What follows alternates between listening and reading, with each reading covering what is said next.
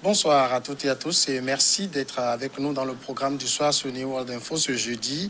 Nous commençons avec le décryptage de l'actualité. Ce soir, on s'intéresse à la République démocratique du Congo. Au moins 19 civils ont été tués dans un nouveau massacre attribué au groupe armé des ADF près de Béni dans l'est de la RDC où des manifestations violentes dénoncent depuis une semaine la passivité de l'ONU et des autorités face aux tueries. L'ONU a par ailleurs annoncé l'ouverture d'une enquête sur la mort d'un manifestant congolais tué lors d'un face-à-face avec des casques bleus mardi. Nous parlons de tout cela tout de suite avec Mamadou Diouf qui est avec nous. Bonsoir Mamadou Diouf. Bonsoir Samuel.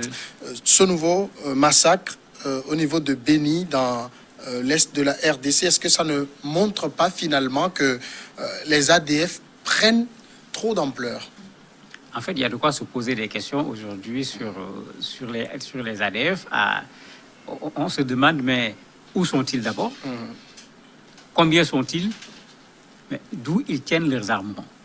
Parce qu'on ne peut pas comprendre qu'on soit dans une zone où la MONUSCO, qui est présente en RDC, et surtout dans cette zone, a une base qui est installée carrément sur place. D'ailleurs, c'est pourquoi dans les manifestations, les populations sont allées vers la base de la MONUSCO, et ce n'est pas la première fois que les populations ont manifesté contre ces soldats au niveau de la RDC en considérant qu'ils sont là et ça ne sert à rien. Avec l'arrivée du président Tshisekedi, il y avait de l'espoir puisqu'il avait dit même qu'il va déménager le quartier général de l'armée pour amener carrément au niveau de cette zone du Kivu pour pouvoir résoudre ce problème. Il avait même dit qu'il est prêt à mourir pour rétablir la paix dans cette zone. Je dirais qu'il l'a commencé puisqu'il a déclenché une opération de grande envergure, comme ils l'ont appelé le 30 octobre 2019.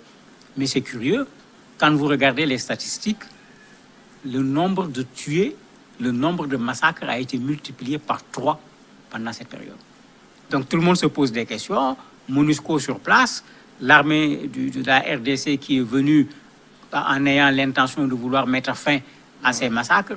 Et quand les massacres sont multipliés par 3 entre début janvier et pratiquement aujourd'hui, il y a de quoi se poser les questions, effectivement. Mais ces ADF, ils représentent exactement quoi pour pouvoir tenir tête aussi bien à l'armée de la RDC qu'à la MONUSCO? Est-ce qu'au moins on sait qui sont les ADF et ce qu'ils demandent? Qui sont, on ne sait véritablement pas. Le nom du mouvement est là. On sait qu'à l'origine, vers les années 90, ce sont des Ougandais, des musulmans, qui étaient venus sur le sol du Zaïre, mais qui ne voulaient pas s'en prendre au Zaïre, mais qui voulaient combattre plutôt le président Museveni au niveau de l'Ouganda. C'était ça le point de départ. Curieusement, ils se sont finalement établis dans cette zone en véritables seigneurs de guerre, exploitant les biens qui sont sur place au niveau de cette zone. Ils n'attaquent plus l'Ouganda, mais au contraire, ils attaquent les soldats de la RDC, et on se demande actuellement qu'est-ce que ces gens cherchent. On ne les a pas vus réclamer l'indépendance, on ne les a pas vus réclamer de la bonne gouvernance, on ne les a pas vus dire qu'ils veulent se transformer en mouvement politique, participer à des élections, et je me demande comment ils vont le faire puisque tout le monde est d'accord que ce sont plutôt des Ougandais. Mais quand on regarde ce que les analystes disent, ce mouvement a finalement pris également sur le sol zaïrois, sur le sol de la RDC, des Congolais qui ont rejoint le mouvement, de sorte qu'on ne peut plus parler d'Ougandais tout simplement, comme si c'était le cas en 1990. Est-ce qu'aujourd'hui, le mouvement a un visage? Il n'a pas de visage, malheureusement. D'ailleurs, même les massacres, ils n'ont pas revendiqué. Les gens disent, quand on regarde le modus operandi, ça doit être les ADF. C'est ce que le ministre local a dit immédiatement après les massacres. C'est rare de les voir revendiquer. C'est depuis quelque temps qu'on commence à les voir avec une revendication plutôt bizarre, où à travers les canaux de l'État islamique, on voit des revendications.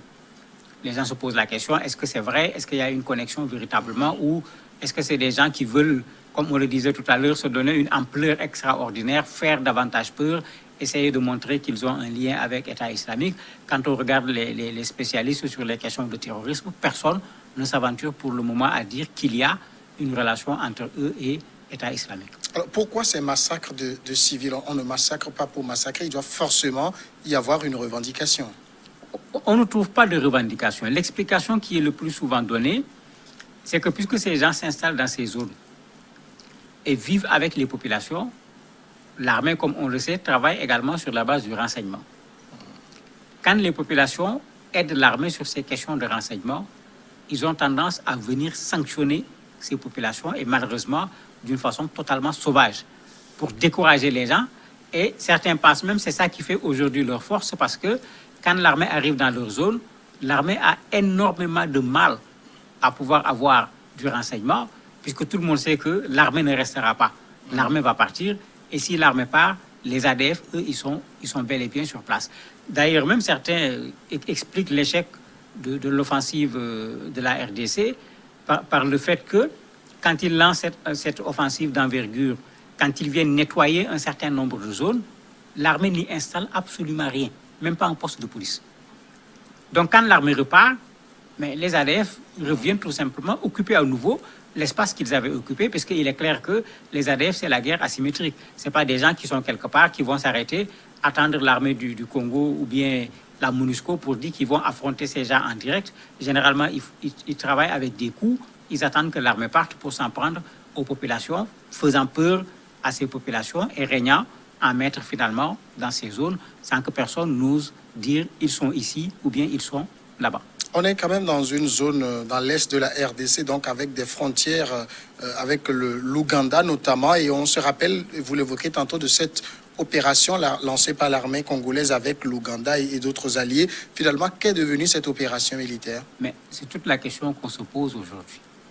On nous avait parlé d'une opération de grande envergure, on a même changé des personnes gradées au niveau de l'armée. Il y avait Tshisekedi en a parlé pendant son discours, il en a parlé pendant la campagne. Donc les gens s'attendaient à ce que, même si on ne parvient pas à vaincre le mouvement, qu'on voit au moins ce qu'on a vu au Nigeria, qu'on puisse réduire ces mouvements, puisque c'est ce que le Nigeria avait fait avec les pays voisins. Mais il faut dire que les pays voisins n'ont pas véritablement joué le jeu. La RDC s'est retrouvée plutôt toute seule. À un certain moment même, la RDC c'est un peu plein parce que même le soutien attendu de la MONUSCO, bien que la MONUSCO avait montré sa disponibilité, on n'a pas réellement vu ce soutien de la MONUSCO sur le terrain. Et ça pose l'éternel problème des mandats des Nations Unies, puisque ici, il s'agissait d'une offensive, il ne s'agissait pas de protéger les populations. Donc, les gens considéraient que ce n'était pas le rôle des soldats qui étaient sur place. Donc, en réalité, la RDC s'est retrouvée plutôt seule face à une telle opération, alors que quand il a lancé l'opération, ce que les gens souhaitaient, c'était que tous les pays voisins s'en mêlent pour que, une bonne fois pour toutes, qu'on réduise ces groupes rebelles qui sont dans cette zone, puisque quand ils ne sont pas au niveau de la RDC, ils peuvent traverser également pour aller vers les autres pays. Finalement, à quoi sert la présence de l'ONU dans cette zone? La question a été posée, et si vous vous rappelez, vers la fin du mandat du président Kabila, s'il était resté jusque-là, certainement la MONUSCO serait partie. Parce qu'il avait dit clairement, ils n'ont qu'à partir. Bon, il faut reconnaître quand même qu'ils ont joué un rôle dans la pacification de la RDC.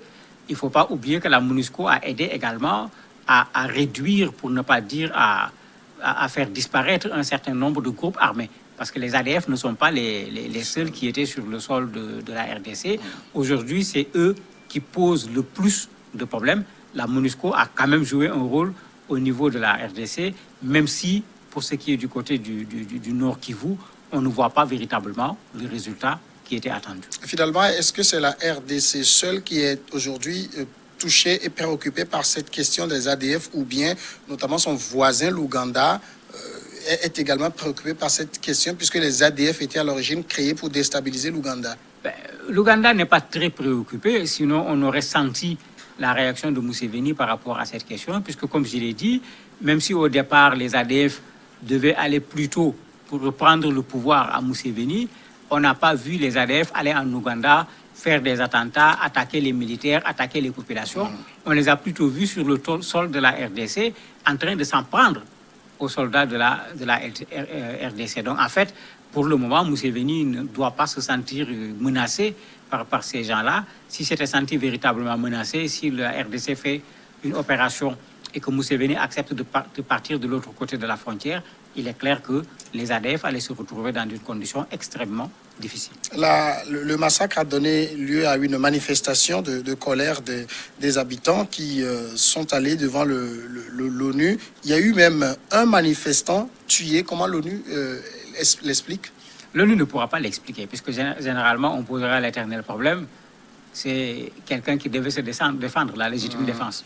Puisque il ne faut pas oublier qu'il y a eu des manifestations parfois violentes, puisqu'ils ont même eu à brûler plutôt, à incendier du matériel des Nations Unies à un certain moment, parce que les massacres étaient allés au summum et les gens regardaient les soldats de la MONUSCO qui étaient là et qui n'empêchaient pas ces massacres-là. Ici, on assiste à la même chose. Il y a une sorte de ras-le-bol des populations devant des forces qui sont là, qui sont censées protéger ces populations, parce que ça fait partie clairement du mandat de la MONUSCO. Et malheureusement, cette protection, les populations ne la voient pas, parce que tous les jours ou bien tous les 2 jours, on dit qu'il y a eu massacre à tel endroit, il y a eu massacre à tel autre endroit, alors qu'il y a une base qui est là, parce que la MONUSCO en RDC, c'est quand même 16 000 hommes. C'est une des missions les plus importantes du point de vue nombre. Et comment cette mission n'est pas capable, en plus avec l'armée de la RDC, pour régler ces problèmes. C'est pourquoi, comme on l'a vu dans d'autres pays, quand les populations en ont ras-le-bol, les populations finissent même par s'en prendre par ceux qui étaient censés les défendre et qui n'ont pas véritablement joué ce rôle. Cette colère des populations, ce ras-le-bol dont vous parlez, est compréhensible. Mais c'est parfaitement compréhensible. Comment on peut être dans une zone où depuis des années il y a des massacres? On dit, voilà, maintenant on va régler le problème. On augmente le nombre de militaires dans la zone et le nombre de massacres est multiplié par 3. Il y a de quoi se poser des questions. Bon, il y en a qui s'aventurent même en disant qu'il y a une complicité entre les militaires et les rebelles.